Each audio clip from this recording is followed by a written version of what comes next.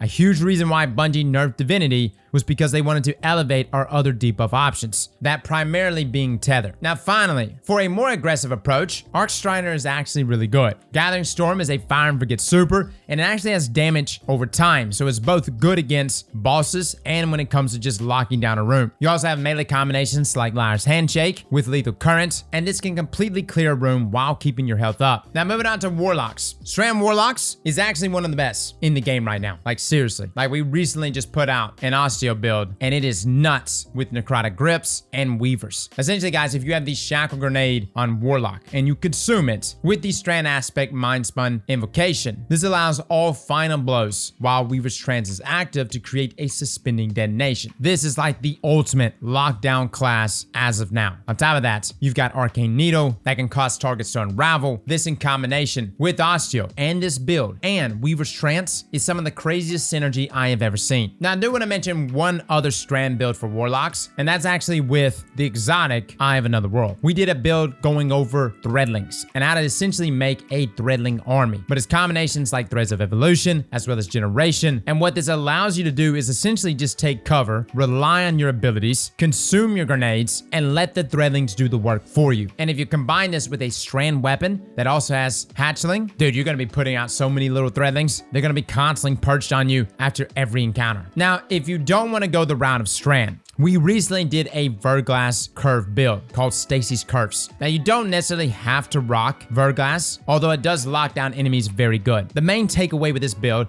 is Osmiomancy and Bleak Watcher. The combination of these two allows you to constantly be throwing down stasis grenades. Like imagine before you have to push into a room, or if you're looking to lock down an area, literally just drop a stasis turret and let it freeze everything. That in combination with Ice Flare bolts, you're freezing and chaining more freeze over and over. Again, these builds builds are very much ad-focused builds, but considering you can save loadouts in the game, guys, you 100% need to have builds like this ready to go, just in case. Now, lastly, arguably one of the best builds to use for total damage. We created it many seasons ago, and that is Star Class. This build has not been nerfed, and it is still going strong even now. It's the combination of fusion grenades and empowering damage, as well as Starfire Protocol. This is a build that can literally carry you through everything because you have the fallback of Well of Radiance, and on top of that, this season, we have a number of fragment options that allows us to gain health on those grenade kills. Combinations like Wither Horde, with Star Class, and back-to-back fusion grenades with a Demolitionist rocket launcher is still one of the best DPS combos in the game,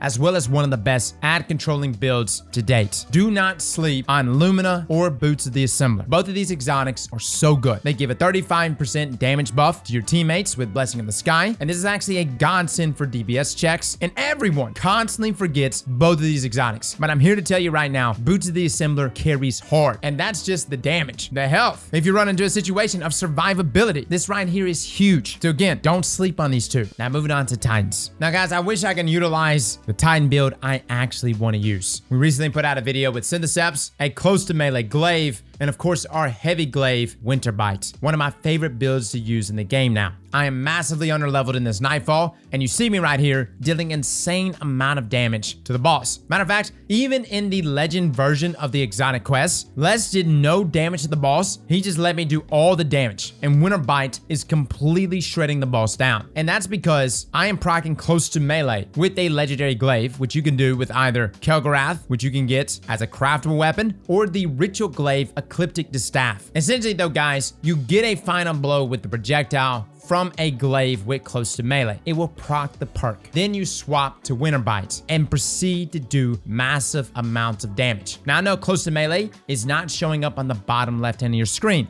but it is proccing. Now with that being said, this build probably won't even be useful because Winter Bite is still disabled. But that's not to say that a Void Titan build with Bastion and Bulwark with Syntheseps and a close to melee glaive isn't still fantastic. Everyone always talks about survivability and that glaives don't offer any survivability. Well fellas, just block. That's all I can say. It's 97% damage resist. It's fantastic. Take advantage of it. Now, outside of that, we still have our OG Lord of Thunder build. This relies on Heart of Inmost Light, and even though Heart of Inmost Light got a nerf, there are a lot of ways around this, including utility mods, other mods that can feed yourself grenade, and pulse grenades got a buff this season. So even though storm grenades are still good, pulse grenades are actually some of the best right now in terms of damage and locking down areas. Now, last but not least, you can utilize Strand, but not in the way that you think. I know most people think use Syntheseps, rock Strand, get the most damage in your super. That's good, but guys, honestly, Ambient Leap is such a good exotic to utilize with Strand on Titans. If we're in a scenario where we have to get constant suspends on enemies to keep them from wrecking us, especially if we're going up against a lot of wyverns, popping this barricade and suspending everything in the room is so powerful. If I find myself in a scenario at all during this raid where I am being overwhelmed, I am 100% taking advantage of Ambient Leap. Now keep in mind guys, these are just some of the builds that we're going to be rocking. We've got a ton more on our channel if you're interested in them. And I will say this, as we go into different encounters, everything can just go right out the window. But I do want to give you some general advice for day one. First up, for the first 48 hours, contest mode will be enabled, meaning all players will be locked at -20 power. TLDR, everything is going to hit a lot harder and they're going to be harder to kill. Now, you do have 48 hours this time instead of the 24, which means you can actually come back after a rough night and still have a chance of getting that emblem. Now, with that being said, gear above 1780 doesn't provide any benefit. Considering most of the people did the legendary campaign, you're pretty much already at 1770. Now, this is fantastic. It means most of you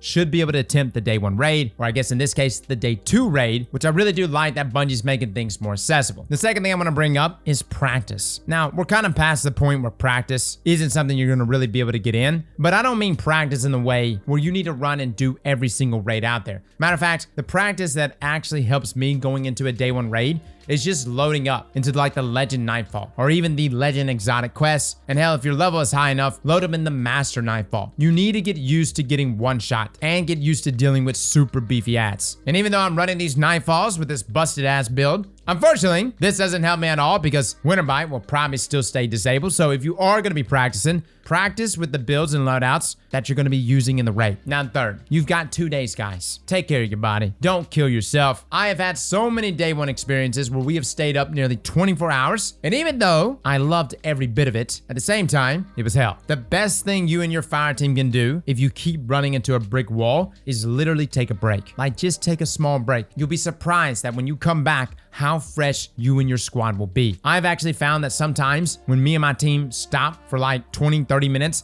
and then come back, we immediately beat the encounter. So guys, that is our guide. Good luck this week. We'll be streaming live over on our Twitch. We're part of the Twitch Rival Tournament. And by the way, we have emblems that are gonna be dropping from our stream, as well as some emblem giveaways every hour of the Day One Raid. So feel free to join us. Fellas and ladies, thank you all for coming and watching. And as always, slap that like button like your mama told you right.